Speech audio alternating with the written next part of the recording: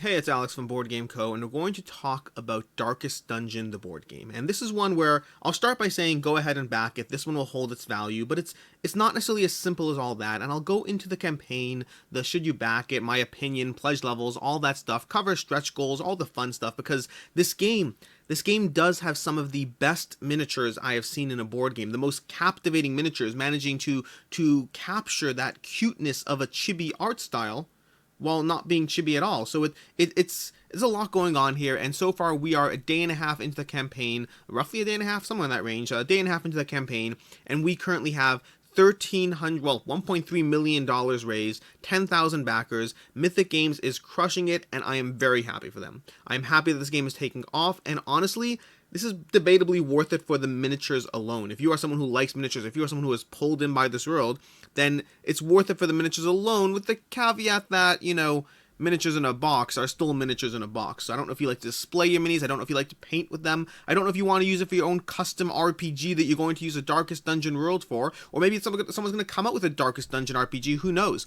And now you have these.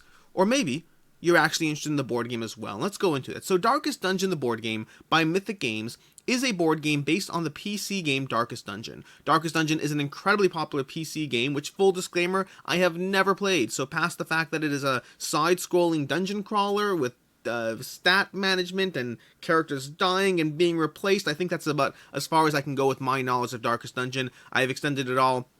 But also amazing art. And better than the amazing art, that art has been brought to life in the miniatures in this game. Mythic Games reached out to Darkest Dungeon. They have like all these dev diaries or these conversations you can follow what happened, but they reached out to Darkest Dungeon and they basically wanted to deal with this IP in a board game. And Darkest Dungeon has always wanted to make a board game of their IP, and then, a match made in heaven and all that. And so they are converting Darkest Dungeon, the PC game, into Darkest Dungeon, the board game, while trying to capture the spirit of that game, while trying to bring to life, not just like the problem with Darkest Dungeon is it's a side-scrolling dungeon crawler, which inherently means how do you incorporate that in a board game? And so all the elements of Darkest Dungeon have to be incorporated as much as possible to try to preserve that feel, that survival feel, that tight, punishing, hard game, which, by the way, is reason number one why I currently am not backing this game, because I don't like tight, punishing, and hard games. I like hard games, but I don't like whatever. That's a side point. We'll come back to that. In any case, Darkest Dungeon the PC, Darkest Dungeon the board game by Mythic Games is bringing to life that PC game, and it is doing so with some of the best miniatures I have ever seen. Again, like I said already, cuteness while managing to not be chibi and also not cute, and the miniatures on their own look amazing. The pre-painted miniatures that you see are absolutely amazing. Obviously, you're not getting those, you're getting the miniatures as is, but look at these characters, and if you are someone who's a Darkest Dungeon fan, then you're even more enamored by this. And even if you're not a Darkest Dungeon fan, which I am not, I still want all of this. I want all of these miniatures. They're adorable. They have personality and character that is, it's I don't know any other game that rivals that, because of that combination of cute and seriousness in the same package.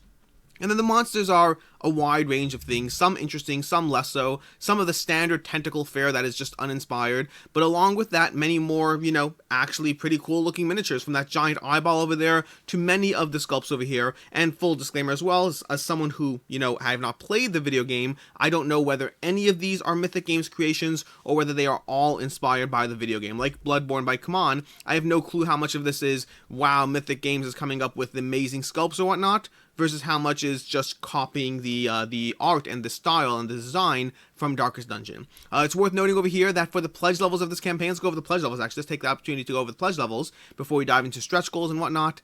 And for the pledge levels, we have the Torchbearer pledge for $1. This gives you access to the pledge manager, where you will be able to update your pledge after the campaign, but it will not give you the free Musketeer miniature. And what that is over here somewhere. This free Musketeer miniature is only if you back one of the upper pledge levels during the campaign itself. So if you want this miniature for free and you don't want to pay for it, I don't know what it'll cost. Oh, 15, there we go. It'll cost $15. So it'll cost $15 to get this after the campaign in the pledge manager, or you could back the campaign now during the campaign and the whatever 20 days left or whatnot, and get this for free. And that's to begin with in terms of the pledge levels.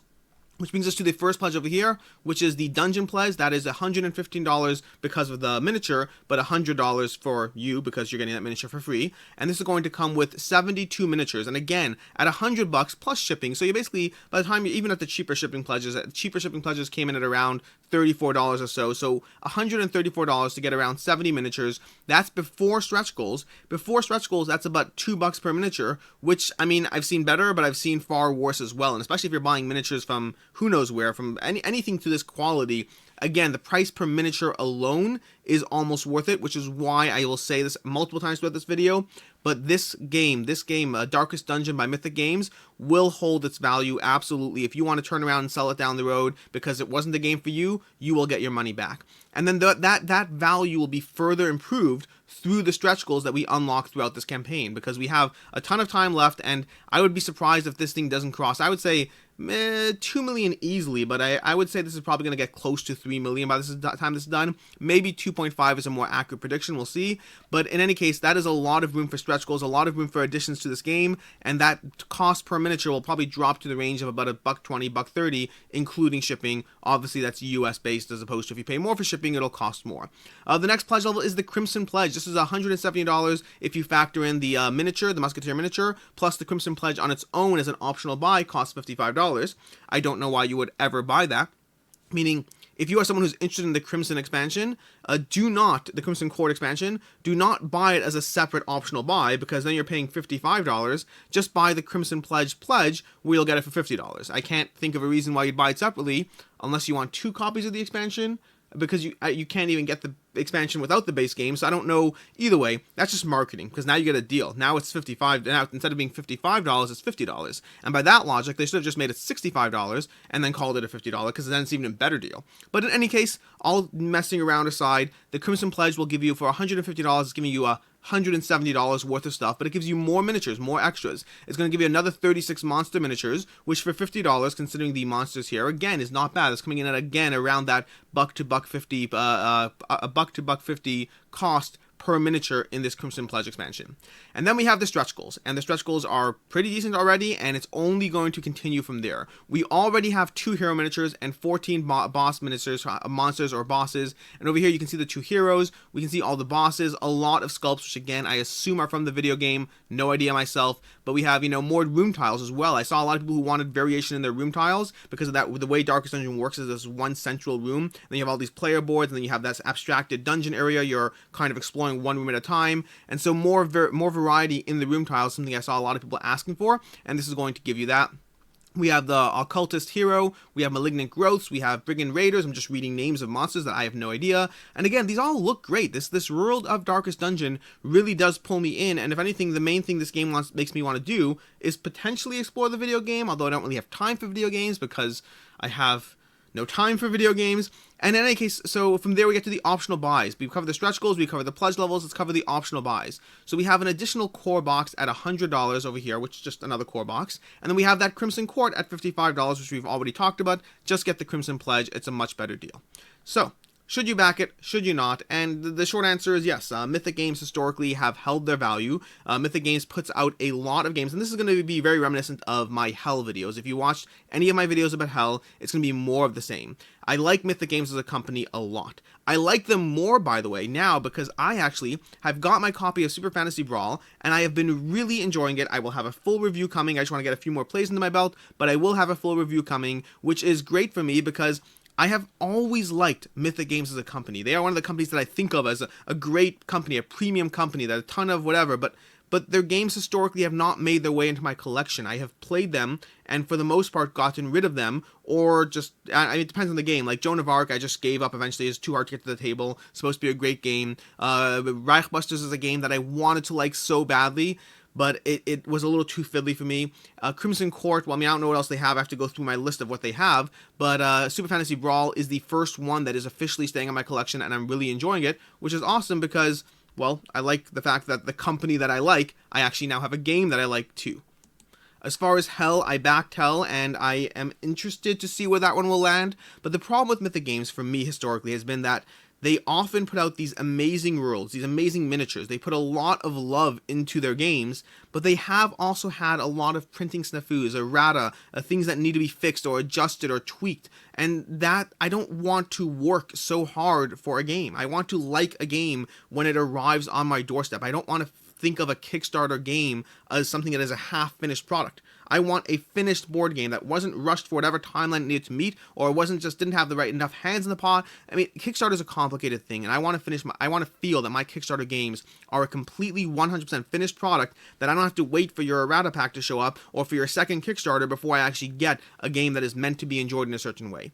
And so I've always simultaneously loved Mythic games while also having a bit of a iffiness about backing their games because of this, but I have still regularly done so because they hold their value. If, like Reichbusters, if Hell becomes another game that isn't for me or needs fixes or any of those things, then I know that I can turn around and sell it and get my money back, and so I'm not worried. I'll jump in, I'll back it. And I find myself wanting to do that with Darkest Dungeon. I do, but I'm not. I'm not currently backing this game, despite really wanting to. In fact, we just recently had Sam Healy on our podcast, The Weekly Quack. Plug to The Weekly Quack. I'll include a link down below. It's my podcast with Jesse and Jan from Quacklope, where we talk about board games, Kickstarters, all this stuff. But we had Sam on there, and I asked him what it is about Darkest Dungeon that pulls you in, because I know Sam and I have generally shared a lot of the same taste. I've liked a lot of the same games he has, and so I was very curious about his opinion. And he, honestly, the way he talked about the game did a decent job of selling me on the game, of the character building, the character progression, which is something I really like. Like, take Zombicide Black Plague, which is a game I really enjoy. To me, one of the weaker parts about that is the character progression feels like, okay, you earn something here, you earn something there. It doesn't feel fully fleshed out. And the character progression in Darkest Dungeon is the thing, aside from the miniatures, that most pulls me into this game, that most makes me want to decide I should back this game. I want those minis, I want them on the table, I want that character, I want to build them up, I want to flip their board and get their abilities and get their upgrades and do all that stuff. And I do want all that. But from having watched multiple videos from, I'm trying to remember who had them, Dicebreakers had a video, Quacklope had a video, from watching multiple videos, Becca Scott's overview and playthrough, I just don't, and also Spotlight also just had a live playthrough today. But watching all these videos, Darkest Dungeon just doesn't seem like a game for me. It might be a great game for you, but it seems like the level of maintenance, Darkest Dungeon as a PC game, has a lot of maintenance and stats and management and all that, and while some of that you won't have to deal with, it seems like there's more of that in the game than I would want to deal with it. It seems that they tried staying, and this is purely my impression from watching multiple playthroughs, it seems that they tried to stay a little too connected to the core of Darkest Dungeon, and perhaps by doing so, compromised on what I'm looking for personally in a board game. This is a game that seems to be a little too stat heavy, a little bit too management intensive, and not a game where I can just do the fun things with the minimal amount of tokens and stats and math that I would have to do. And so I am intrigued by Darkest Dungeon. I very much am. I want those miniatures on the table. I want this game to join my favorite games. But as of right now, I just can't bring myself to back it yet. And I'm getting to this point in my Kickstarters that are coming where I recognize that I don't have the time to play everything I want. And my rule with these Kickstarters, especially Kickstarters that I'm on the fence about, is when you get it, when you decide that you want to back it and you're going to take a plunge in it, when it shows up at your doorstep, play it as soon as possible to see if it's a game for you or not. Because if it's not, that's when you can turn around and sell it while people are still want it and they're interested and they're hyped up. If you let it sit on your shelf for 3 years unplayed, what did you pay for? Why did you do that, except for the collector aspect? If you want to do it, go ahead. Whatever makes you happy. And so I just don't know if I would be able to play Darkest Dungeon as soon as it showed up. I don't know if I have that desire to pull it out based on what I've seen from the game so far. And I hope I'm wrong. And even if I'm not wrong, it doesn't mean it's not a game for you. There are very many games, Arkham Horror would be a great example, there are very many games where the amount of management in the game is totally fine for many people and many people like it. I am just not one of those people. I like my games to be as streamlined as possible, as little management as possible, and inevitably I will have 5 people in the comments down below saying to me, but Alex, you like this game, insert game name here that has a ton of management. And that could be true. I don't know what you're going to think of, but I'm sure there are exceptions. But nonetheless, Darkest Dungeon does pull me in with many aspects of the gameplay. It does pull me in with amazing, incredible miniatures.